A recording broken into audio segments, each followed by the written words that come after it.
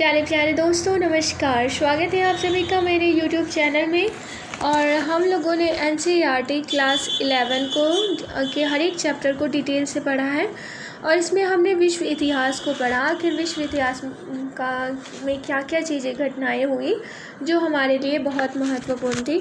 अब उसके निष्कर्ष को हम लोग देख लेते हैं।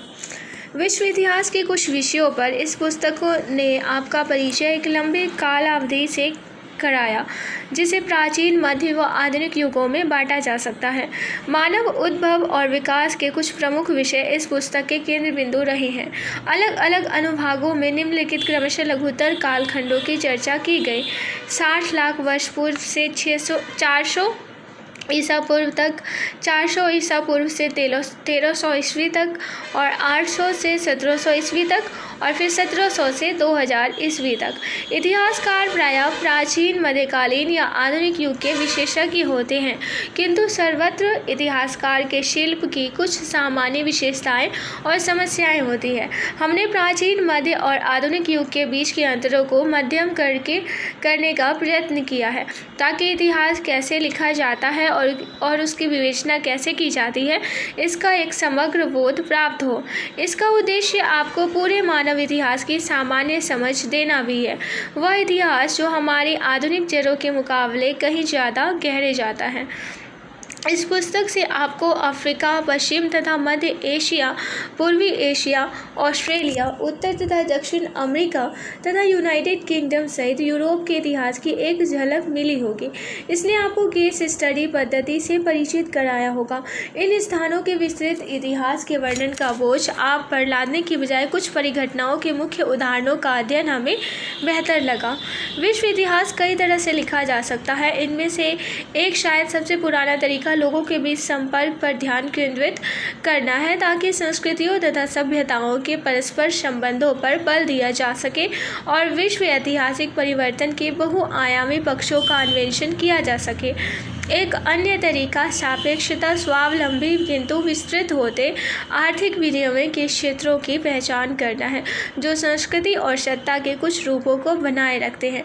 राष्ट्रों और क्षेत्रों के ऐतिहासिक अनुभवों में अंतर स्पष्ट कर उनकी विशिष्टताओं को उभारना तीसरी विधि है। आपको इन तीनों विधियों के संकेत इस पुस्तक में मिले होंगे, किंतु समाजों तथा व्यक्तियों में विभिन्नताओं के साथ साथ उनमें समानताएं भी परिलक्षित होती हैं। मानव समुदायों के बीच अंतर संबंध और समानताएं हमेशा से रही है। वैश्विक तथा स्थानीय रेत के गण में विश्व मुख्यधारा तथा हाशिया, सामान्य तथा विशिष्ट के आपसी संबंधों के बारे में आपने इस पुस्तक से जो कुछ सीखा होगा वह इतिहास के अध्ययन का एक आकर्षक पहलू है। हमारा विवरण अफ्रीका, एशिया तथा यूरोप में बिखरी बस्तियों से जुड़ा हुआ था।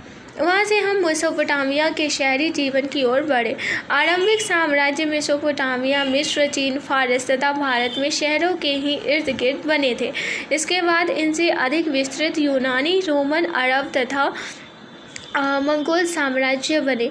इन साम्राज्यों में व्यापार प्रणालियाँ, प्रौद्योगिकी तथा शासन अक्सर अत्यधिक जटिल होते थे। ज़्यादातर वे लिखित भाषा के प्रभावी प्रयोग पर निर्भर थे। दूसरी शताब्दी के मध्य से 1400 ईस्वी में पश्चिमी यूरोप में प्रौद्योगिकी और संगठनात्मक बदलावों के कारण मानव इतिहास में एक नए युग का सूत्रपात हुआ। यह सभ्यता के पुनर्जागरण या पुनर्जन्म से जुड़े थे। इनका शुरुआती असर उत्तरी इटली में हुआ, लेकिन जल्दी ही यह पूरे यूरोप में फैल गया। यह पुनर्जागरण उस क्षेत्र के नगरीय जीवन और भूमध्य सागर की मुस्लिम दुनिया तथा बाइजेंटाइन के साथ आदान प्रदान का नतीजा था। समय के साथ 16वीं सदी में विचार तथा खोज अन्वेषकों तथा विजेताओं के साथ अमेरिका पहुंच गए। इनमें से कुछ विचार बाद में जापान, भारत और दूसरी जगहों पर तक भी पहुंचे। विश्व व्यापार, राजनीति तथा संस्कृति में यूरोप का वर्चस्व अभी कायम नहीं हुआ था। यह 18वीं तथा 19वीं सदी की विशेषता बनी, जब ब्रिटेन में औद्योगिक क्रांति हुई और शेष यूरोप में फैल गई। ब्रिटेन, फ्रांस और जर्मनी ने अफ्रीका तथा एशिया के कुछ हिस्सों पर औपनिवेशिक सत्ता हासिल कर ली, जो पुराने साम्राज्यों से अधिक शक्तिशाली थी। 20वीं सदी के मध्य तक जिस प्रौद्योगिकी, आर्थिक जीवन और संस्कृति ने कभी यूरोपीय राष्ट्रों को शक्ति प्रदान की थी, वे अलग अलग रूपों में शेष विश्व में फैल चुके थे और इन्होंने आधुनिक जीवन की नींव रखी। आपने विभिन्न अध्यायों में उद्धृत अंशों को देखा होगा। इनमें कई ऐसे स्रोतों से लिए गए हैं जिन्हें इतिहासकार प्राथमिक स्रोत कहते हैं।